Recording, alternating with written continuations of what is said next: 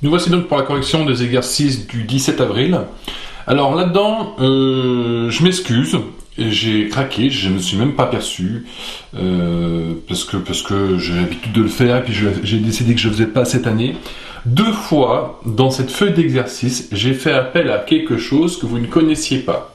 En l'occurrence, ça s'appelle l'étendue. Alors, ce ne sera pas demandé de savoir à la fin d'année. Je vais vous expliquer quand même du coup ce que c'est parce que je l'ai mis dedans. Si vous le retenez, c'est bien. Si vous ne retenez pas, c'est pas si grave que ça. Alors, on commence par un exercice où on a un histogramme en bâton qui nous donne les notes d'un contrôle de quatrième lors un contrôle de mathématiques du quatrième. Alors, les données, je les ai sous forme de graphique, donc d'histogramme. J'ai 2 notes qui ont eu 1, enfin j'ai 2 fois la note 1, 2 fois la note 2, 1 fois la note 3, 3 fois la note 4, et ainsi de suite. À chaque fois, la hauteur dit combien il y en a. Donc par exemple ici, le 6, j'ai eu 7 notes de 6. Donc 7 personnes ont eu 6. Quelle est la moyenne des élèves de la classe? Donc toujours pareil, il suffit d'ajouter toutes les notes et de diviser par nombre de notes au total.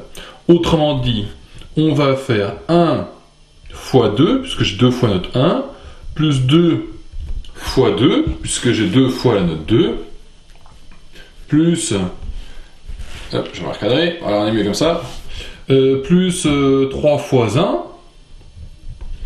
plus 4 fois 3, et ainsi de suite.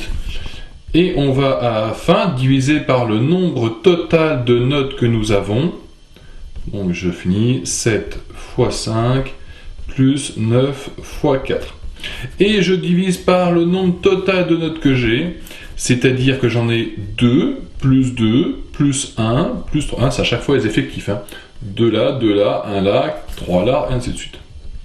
3, plus 4, plus 7, plus 5, et plus 4.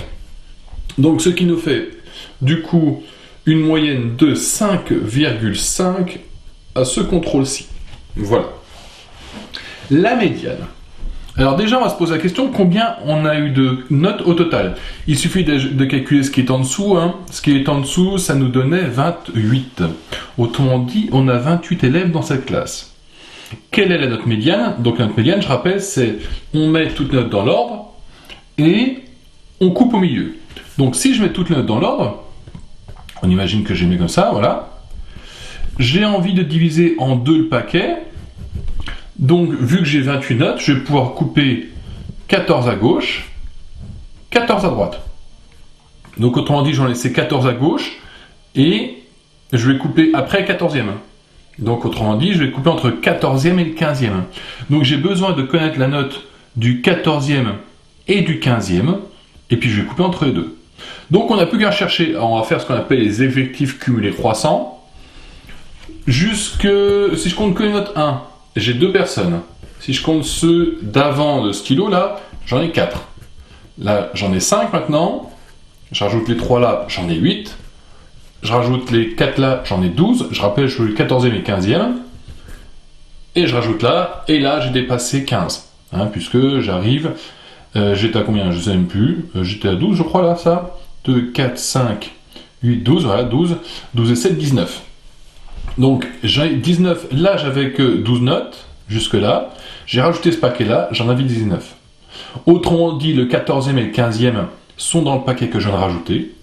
Donc la médiane, je vais couper entre la note 6 et la note 6. La médiane, c'est 6.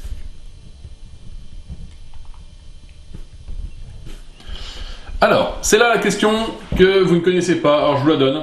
Ce qu'on appelle l'étendue, c'est l'écart entre la plus petite et la plus grande note. Voilà. Ça va de 1 à 9. Bon ben voilà, il y a 8 d'écart. C'est ce qu'on appelle l'étendue. L'étendue, c'est 9 moins 1 égale 8. Voilà, c'est offert. Si vous en souvenez pas, c'est pas si grave que ça. C'est pas demandé cette année pour nous en 4e. Et quelle est la fréquence de la note 6? Alors, j'ai 7 personnes parmi la totalité, ils sont 28. Donc ce sont les 7 28e. Ce qui se dit aussi un quart. Autrement dit, un quart des gens ont eu 6. Et puis si vous voulez mettre en pourcentage, c'est 25%. Tout ça, c'est pareil.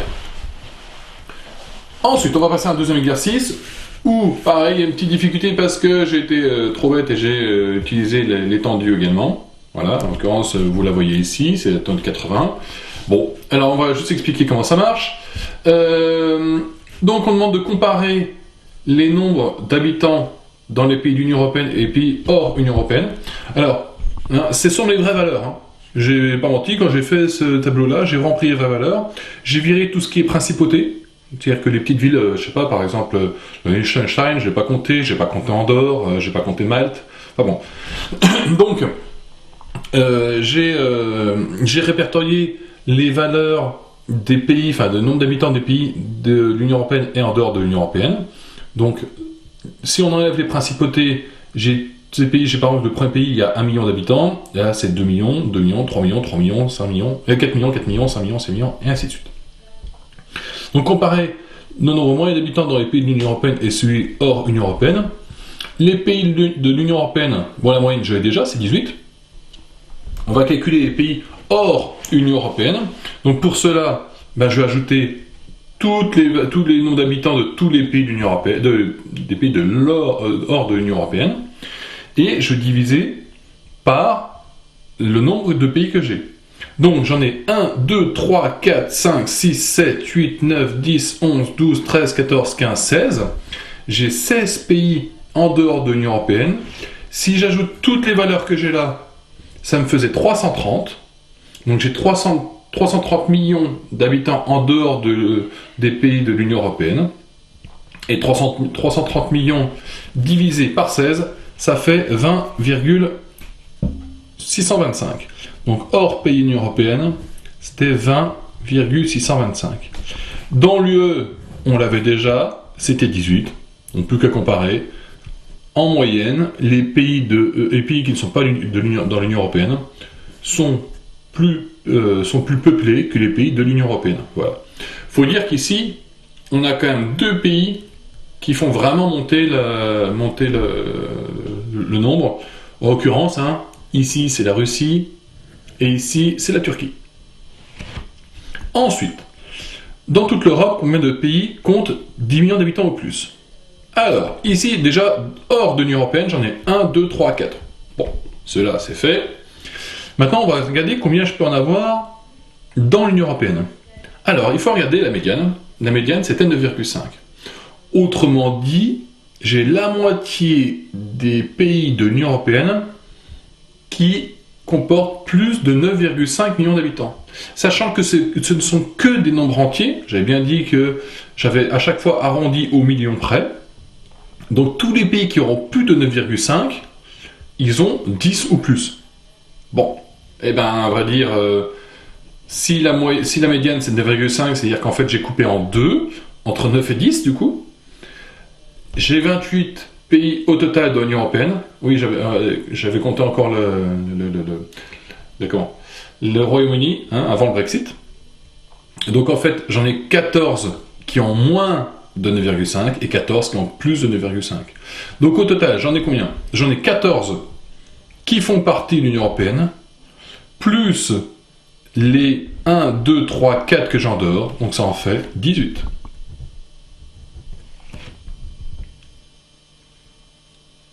Ensuite, nous avons combien de d'habitants dans toute l'Europe? Alors, là, déjà, en dehors de l'Union Européenne, j'en ai 330, on l'a dit tout à l'heure. Maintenant, regardons le nombre d'habitants qu'il y a dans l'Union Européenne. Alors, ces valeurs-là, elles nous disent quoi? Elles nous disent qu'en moyenne, j'ai 18 millions d'habitants par pays. C'est-à-dire que si chaque pays de l'Union Européenne, si on répartissait tous les gens de l'Union Européenne dans les pays pour qu'il y en ait autant dans chaque pays, il y en aurait 18 par pays. Autrement dit, combien j'ai d'habitants dans l'Union Européenne? J'ai 18 paquets de 28. Enfin, j'ai 28 paquets de 18 plutôt. Hein, ce qui fait faire à peu près le même calcul. Hein, si je répartissais équitablement dans tous les pays, j'aurais 18 personnes par pays et j'ai 28 pays. Donc, le nombre de personnes que j'ai dans l'Union Européenne, c'est 18 fois 28. Ce qui me fait 504. Donc maintenant, j'ajoute les gens qui sont en dehors de l'Union Européenne, et les gens qui sont dans l'Union Européenne, ça me fait 834 millions d'habitants. Hein, voilà. Et pour finir, le pays ayant le plus d'habitants dans l'Union Européenne, le plus d'habitants en Europe est-il dans l'Union Européenne? Alors là, en fait, je suis désolé, ça fait encore appel donc à la notion d'étendue que je ne voulais pas mettre. Alors on va juste regarder. On sait que on a la médiane est 9,5, donc on a au moins un pays qui a moins de 9,5. Bah, il y en a même 14, hein.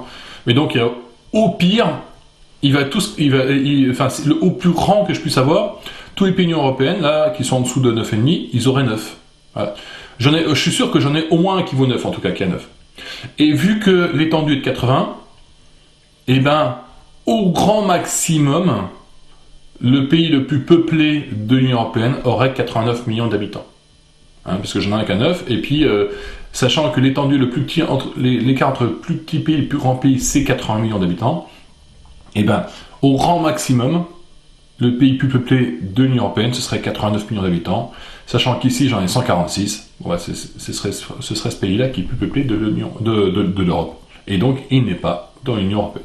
Voilà. Bon, en tout cas, ces histoires d'étendue, j'avais dit que je ne mettais pas, et fail. Bon, je vous ferai aussi la correction de l'exercice où je m'étais totalement planté très bientôt, hein, je vais vous le refaire. Et puis, d'ici là, moi, on se retrouve pour le cours de tout à l'heure. Je vous souhaite après de bien bosser pendant les vacances et de vous reposer un petit peu.